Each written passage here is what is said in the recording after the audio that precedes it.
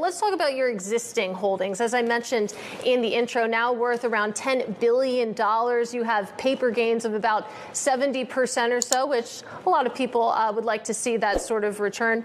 At any point, would you sell? When would it make sense to take profits there? Well, I've famously said I'm going to be buying the top forever. Bitcoin is the exit strategy. It is the strongest asset. So what we see right now is the Bitcoin has just emerged as a $1 trillion asset class.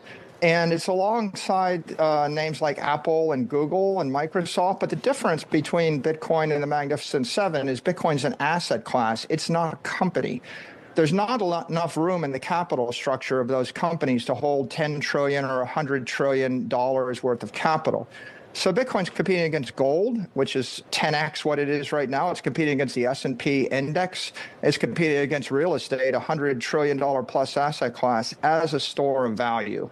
So we believe capital is going to keep flowing from those asset classes into Bitcoin because Bitcoin is technically superior to those asset classes.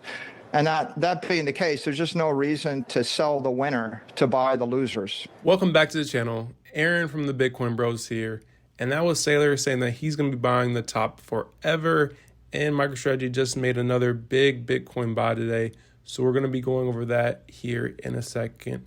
Make sure to stay tuned for all this information in today's video. I'm going to be going over Bitcoin, MicroStrategy, and Semler Scientific, and have a clip at the end that I want to share with you guys. Highly recommend you guys watch this one all the way to the end. Let's go ahead and jump into it here today. And just to start off, we have Senator Ted Cruz on C-SPAN saying they're going to unleash crypto. He's proud to stand with Bitcoin. He's the only member of the U.S. Senate who is a Bitcoin miner.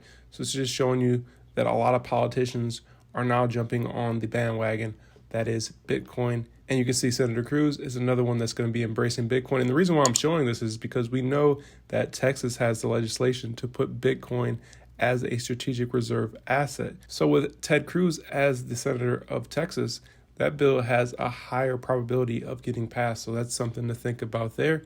And then we have billionaire and Pantera Capital CEO saying that Bitcoin is going to $745,000. Huge price prediction there from him. Let's go ahead and get into MicroStrategy's price. We're currently down around 5% on the day.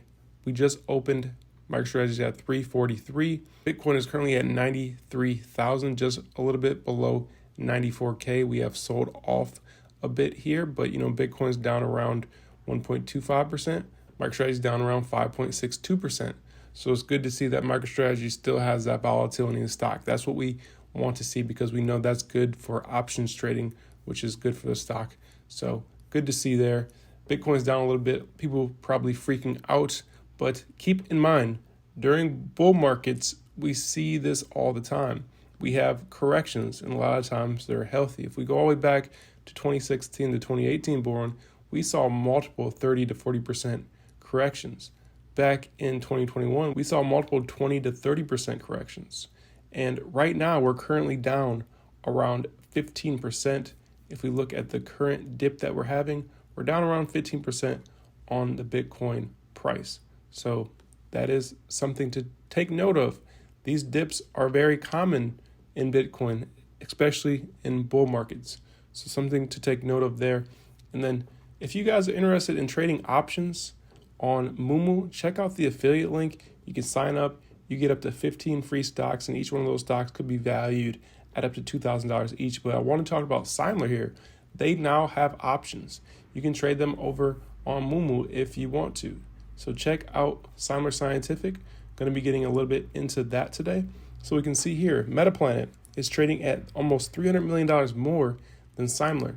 Semler looks like a much better company with a lot more Bitcoin, no debt and cash flow. And then this person added some Semler. Semler is a great company, guys. I would definitely look into them. I know a lot of you guys are MicroStrategy holders, but if you're looking for some other Bitcoin proxies, Semler is a smaller company. Comparing it to MicroStrategy, we can see it only has a market cap of $639 million. And then comparing that to MicroStrategy, you can see MicroStrategy is down 14% in the past month, $84 billion market cap, so a lot bigger company. But while MicroStrategy has been down, Semler has actually been up 2% in the past month. And now they have options trading that just went live. And just to compare them, they have around 2,000 Bitcoin.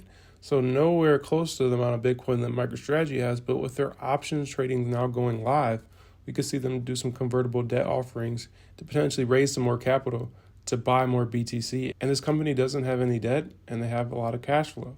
So this is a company you should be looking into. This is not financial advice, but Semler is one that we've been looking at very closely here. And to give you an update on MicroStrategy, they have acquired 5,262 Bitcoin for $561 million. So this buy was not anywhere close to the buys that we have been seeing over the past month, but $500 million is still a lot of money to buy Bitcoin.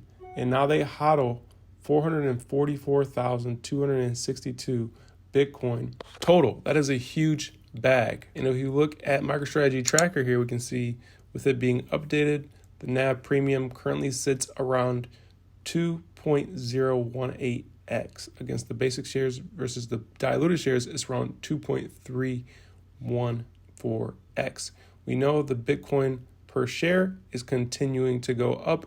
And if we look at the chart here, you can see as Bitcoin price has actually gone down here, the NAV premium has gone up a bit. So that's good for MicroStrategy stock. This means that Saylor could potentially hit the ATM more and buy more BTC. So that's something to watch out for. And then we have MetaPlanet. They bought another 619 Bitcoin over the weekend. So another big buy from there. That is really good to see. And I want to leave you guys with this clip. Adrian Morris posted this over on Twitter talking about the new chairman for MicroStrategy. He's going to be on the board. This is Brian Brooks talking about the banks. You can understand why he is joining MicroStrategy after watching this clip. So I recommend you watch this one. Make sure to like, make sure to subscribe for more content, guys. Let's go ahead and play the clip. I'll see you guys in the next one, and have a great rest of your day. Core things that banks have done since the 1300s, those are going to go away, 100%. And let's just be clear what I mean by that. The reason that we even have banks originated in Italy around the year like 1340, all right? And the reason they originated was because of a set of accounting advances that allowed banks to serve as trusted intermediaries between parties that owed each other money. Before that, literally, I would write you a note and I would promise to pay you money and you'd put the note in your pocket and you'd see if anybody else would take the note. You know, that's why we refer to discounting notes. And then banks arose and it was like, you no longer need to do that. We'll take care of it for you, but you're going to have to pay us to do that. That function of needing a trusted intermediary to maintain ledgers of account to figure out, do I owe Brooks money or does Brooks owe me money? It turns out that function no longer has to be done by human beings. The same way we don't need postal clerks anymore. I can send you an email for free and it's instant and that's just the end of the post office. Sorry, but it just is. That function will go away. What's going to be left for banks is the high value add services, you know, structured finance, investment advisory, you know, all of the things that make a dynamic economy function. We still need people to do that. There's a lot of creativity going on in finance. But the core of banking, the base of the pyramid, the thing that drives most of their revenue, doesn't need to exist. And that's why I say, and I was saying to one of the organizers even before we stood up in this panel, cryptocurrency does not seek to replace currency. It's a bad name. Cryptocurrency seeks to replace banking.